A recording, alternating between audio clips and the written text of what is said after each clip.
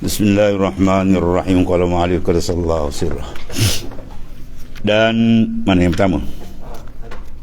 Adapun kesempurnaan qiraah, kesempurnaan bacaan, dia ada 3 perkara. Yang pertama, engkau baca akan bacaan yang sahih dengan tartil dan tiada ketiadaan lahan. Lahan tu mana silap. Ratil Qur'ana tartilah. Baca Quran dengan tartil. Bitanya Sayyidina Ali ma huwa tartil. Apa itu tartil? Sayyidina Ali kata apa? Ri'ayatul awqaf wa ri'ayatul awsaf wa ri'ayatul makharij. Yang dikatakan tartil tu ialah tajwid. Mana jawidul Qur'ana tajwidah. Tajwidkan kamu akan Quran dengan sebenar.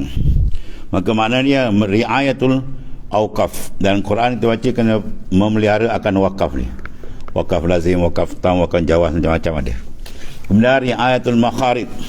Kita melihara akan makhraj, tempat keluarnya huruf, supaya jangan silap bacaan lain makna ni.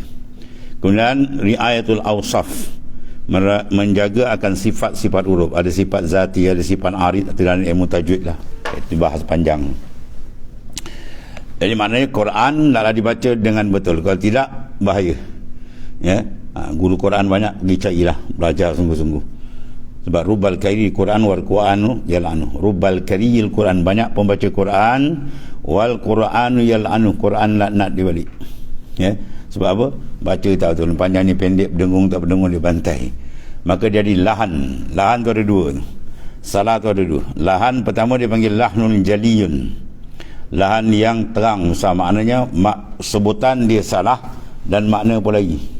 Yang kedua dia panggil lahnun khafi. Sebutan tak tepat tapi makna dia tak lagi. Atau kau semayang sah lagi tapi haram hukum dia. Ya, sebab dia punya sebutan sudahlah dari. Itu yang pertama. Yang kedua, engkau baca dengan tafakkur. Ini main dalam, batin pula. Tadi zahir yang luar, kita jaga makhraj sifat huruf. Yang ni qalbi kita. Baca dengan betul-betul memerhatikan makna-makna bacaan dan kita tadabbur, ya. Menyemak balik. Tafakur, memikirkan, dan tadabbur, memerhatikan segala makna yang boleh membantu kekhusyukan sembahyang. Ya, itulah dipanggil memahami akan ma'ani, tafahum ma'anil qiraah, memahami akan makna qiraat.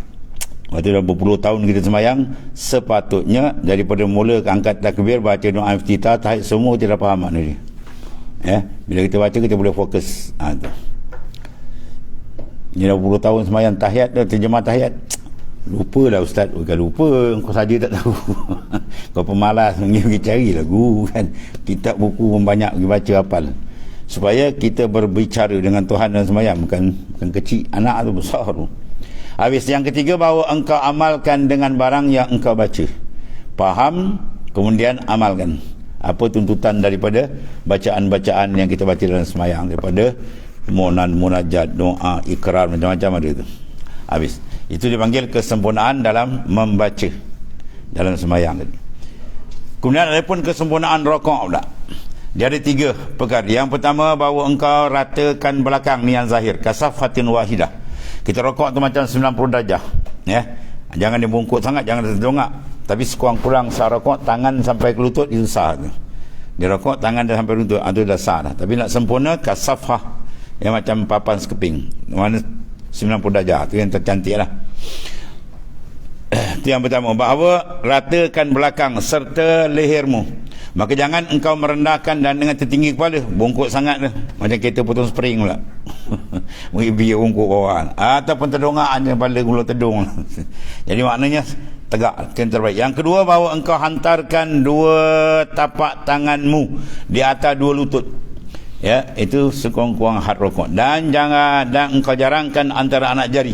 Anak jari kita jarang ada kiblat. Dan yang ketiga, engkau tumak ninahkan rokokmu dan dibaca tasbih serta ta'zim.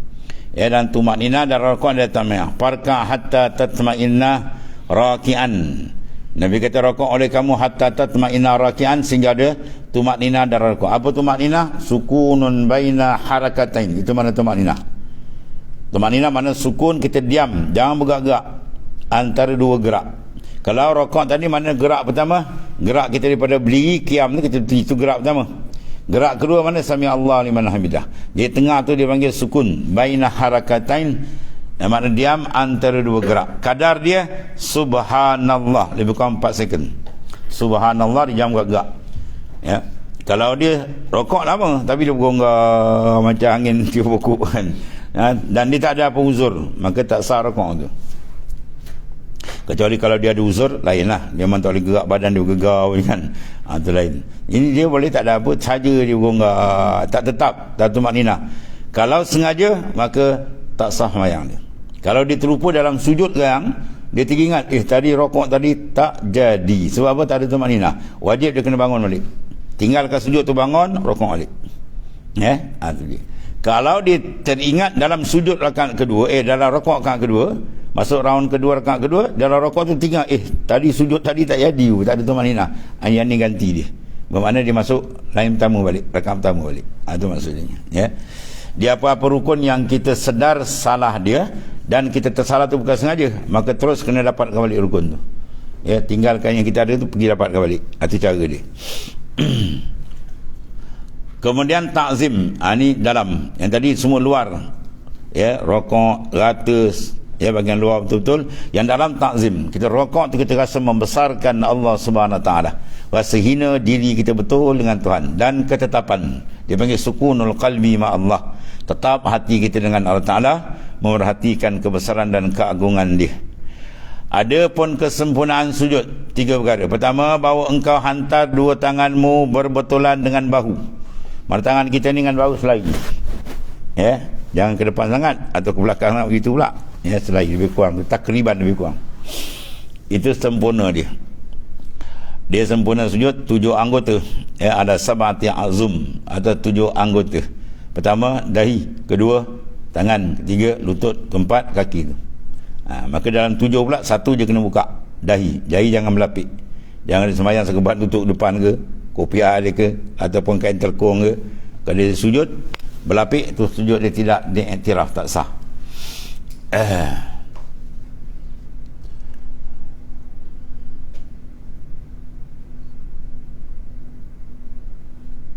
Pertama, kau hantarkan dengan tanganmu berbetulan dengan bahu.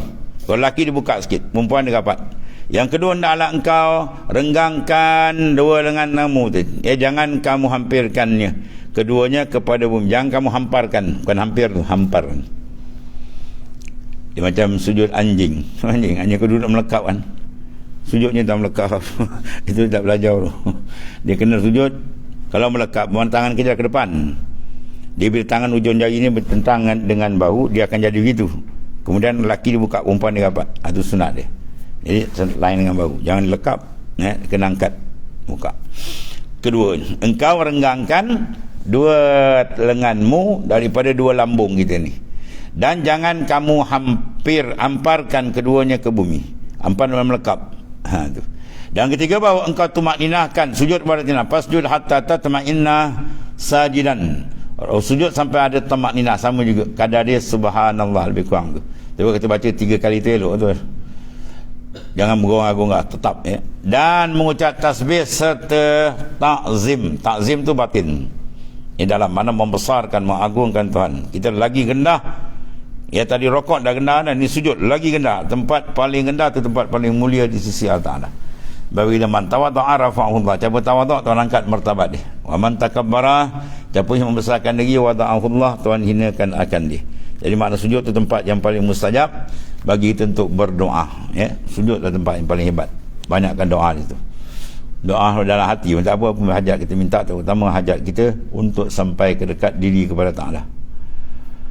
Ada pun kesempurnaan duduk pula. Di dalam 3 perkara. Duduk ni sama ada duduk tasyahud akhir atau tasyahud awal, atau iftirash. Dia 3 jenis duduk. Kalau duduk biasa kita baca Rabbi Fili, itu dipanggil duduk iftirash. Ya. Pertama, bahawa engkau duduk atas tapak kakimu yang kiri, dan engkau dirikan kakimu yang kanan. Kaki kanan terdirikan. Itu seeloknya lah. Jika tasyahud awal, dan engkau keluarkan yang kiri di bawah betis kakimu yang kanan. Ini pada tasyahud akhir. Ya, tahiyat akhir kita masuk bawah tu kan, kita duduk punggung atas lantai. Kalau tahiyat awal, kita duduk punggung kita atas kaki kiri yang kita lipatkan. Itu yang terbaik lah. Itu dipanggil apa? Sunnatun mustaqillah, sunat yang berasingan, dipanggil sunat hay'ah. Adapun kalau dia duduk saja, dia bersila tarabuk pun sah. Ya, dia boleh duduk macam tu saja, dia duduk bersila je. Ya, syarat bacaan tu mesti dalam duduk qu'ud. Ya, mana duduk. Cuma hayatul qu'ud, mana kelakuan duduk, itu yang terbaik. Ya, tahiyat macam tu. Kalau tahiyat akhir kita macam biasa kita buat, itu yang terbaik. Makna kalau dia buat tak buat itu, dia bersila saja, duduk tak tu panggil duduk, maka sah dia. Tapi kurang afdal lah. Jadi dia mau duduk, jangan dia bercangkung. Macam tahiyat awal cangkung tu, katanya boleh pula. Ya, syarat dia wajib ialah duduk. Adapun kelakuan duduk itu dipanggil sunat yang berasingan pula, sunat lain. Yang kedua dia bawa tasyahud dengan ta'zim, mana membesarkan Allah Ta'ala. Dan engkau selawatkan akan Nabi SAW dengan sempurna selawat, dan akan keluarganya dengan dan sahabatnya. Sebab tu bila kita Assalamualaikum, kita beri salam kan, Rasulullah jawab. Dalam hadis kan, tidak ada seorang yang beri salam melainkan raddallahu alaihi ruh, adalah kembali kepada roh Nabi. Jawab maknanya apa? Rasulullah tak tidak, maknanya apa? Tidak lalai begitu, sentiasa ada. Mana sentiasa, bukan mati ya. Rasulullah tu intikal, berpindah roh je. Jadi bila salam dia sampai pun dia jawab salam sampai. Jadi bila kita salam tu assalamu alaika, dia tak kata alaihi. Kalau alaihi orang tak ada depan, atasnya. Kalau alaika atas engkau, bila engkau di depan, ya kita istihdarkan seolah kita berdepan dengan Rasulullah SAW. Kalau dah kita pernah mimpi Rasulullah, kenal wajah, tasawurkan wajah dia dengan takzim, kita beri penghormatan. Itu cara adab kita dengan Nabi SAW. Yang ketiga, engkau doakan bagi dirimu dan bagi segala mukminin, ya. Adapun kesempurnaan salam, bahawa engkau salam dengan sempurna. Salam tu apa? Lapas tu, Assalamualaikum, itu lapas tu panggil salam. Adapun paling kanan paling kiri itu sunat. Sunat apa dia panggil? Sunat hay'ah fi'liyah. Kalau kita tak paling, sah dah semayang. Dia tegak dia, fil alamin innaka hamidum majid, Assalamualaikum, dah dia bangun. Sah dah semayang. Ya, buat semayang tu apa? Dia panggil aqwalun wa af'alun al-muftatah. Ya, al-muftatah bit takbir wa muftatamatun bit taslim. Ma'a syarat wa ma'a arkaniha wa syara'itiha zahiran wa batinan. Semayang tu ialah beberapa bacaan dan beberapa perbuatan yang dimulakan dengan takbir ihram dan disusul dengan salam. Bila kita salam bila? Tuan. Dengan segala rukun dan syarat ni, zahir dan batin ni.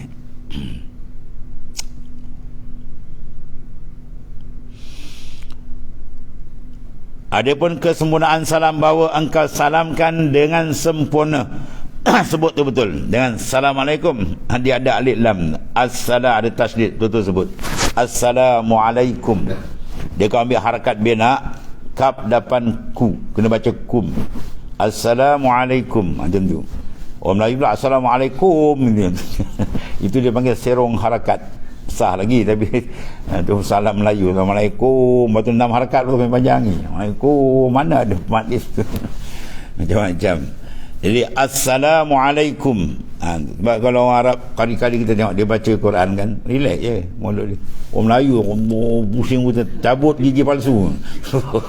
Orang Arab tengok pun takut, ni lebih daripada Arab lagi. Ya, sebab tahu mengaji tak betul pengambilan dia, pangat tegangkan mulut, kita tengok pun takut. Habis ya. Baca serta niat yang sebenar, niat keluar semayang lah. Kalau boleh niat, kalau tidak jangan. Kan kita dulu niat keluar batas semayang lah. Dia elok tu kita assalam, kita niat aku keluar pada semayang, itu tu elok. Tapi kalau tak boleh, kita takut terdulu, jangan. Kalau terdulu aku nak keluar semayang, sedang kesalahan tak pergi, batal semayang. Ya. Dengan sempurna bahawa ia serta niat yang sebenarnya, dan salam engkau akan orang yang ada pada kanan engkau dan daripada kiri pada malaikat, ya, dan yang mukminin dan jin dan ins semata manusia. Demikian lagi pada kiri. Jadi kita niat salam tu kepada sekalian makhluk Allah Ta'ala yang mukmin, sama ada malaikat, jin atau manusia. Adapun kesempurnaan ikhlas pula ini dalam. Pertama, bahawa engkau tuntut dengan semayang itu dengan keredaan Allah, jangan engkau tuntut akan reda manusia. Kita semayang semata-mata lillah, bukan kena orang, ya. Rugi kalau kita kaitkan dengan orang. Orang berbui apa kita kan? Dipuji kita, silap kita lagi babas, ya, lagi datang penyakit riya, ujub lagi rosak. Jadi kita buat semayang semata-mata lillah, mencari reda Tuhan. Tempat man wajadallahu wajada kulla syai'. Siapa dapat Allah Ta'ala, dia dapat segala-gala. Siapa luput, dia luput segala. Apa dapat sini adalah mardatillah. Sebab benda yang paling besar dalam dunia ni apa dia? Reda Tuhan. Dalil Quran sebut waridwanum minallahi akbar. Reda dari Allah itu paling besar kali. Maka reda ada di mana? Dalam mentaati segala perintah dia, zahir dan batin. Yang kedua, bahawa engkau lihat akan taufik itu daripada Ta'ala.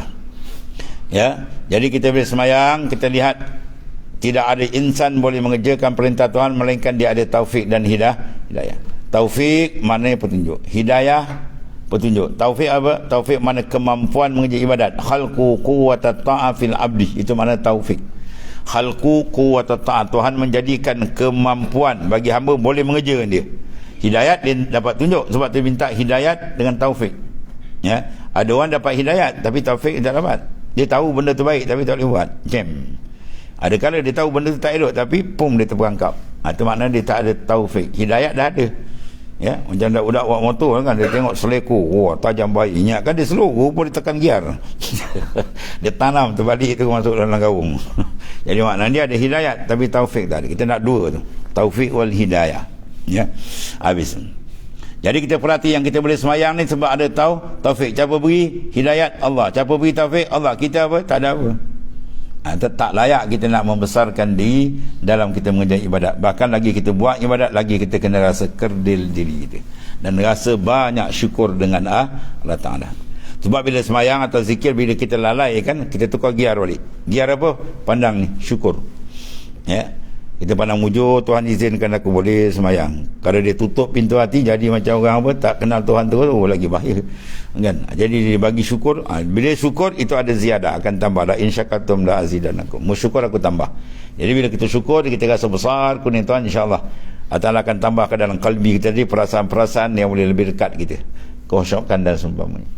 Yang kedua, bahawa engkau lihat akan taufik itu daripada Ta'ala. Ini untuk mematikan sifat mazmumah, riya, ujub, semua tertutup dengan ni. Ya, kalau tak ada taufik kita untuk boleh buat ibadat ni, ya, maka bukan hak kita. Maka wajib kita syukur, bukan wajib, bukan makna kita membesarkan diri atau sebagainya. Yang ketiga, bahawa engkau peliharakan dia hingga hilang dirimu dengan dia. Ini lagi tinggi ni. Engkau peliharakan dia, ya, akan apa? Ingatan kita kepada Ta'ala sehingga karam hati kita.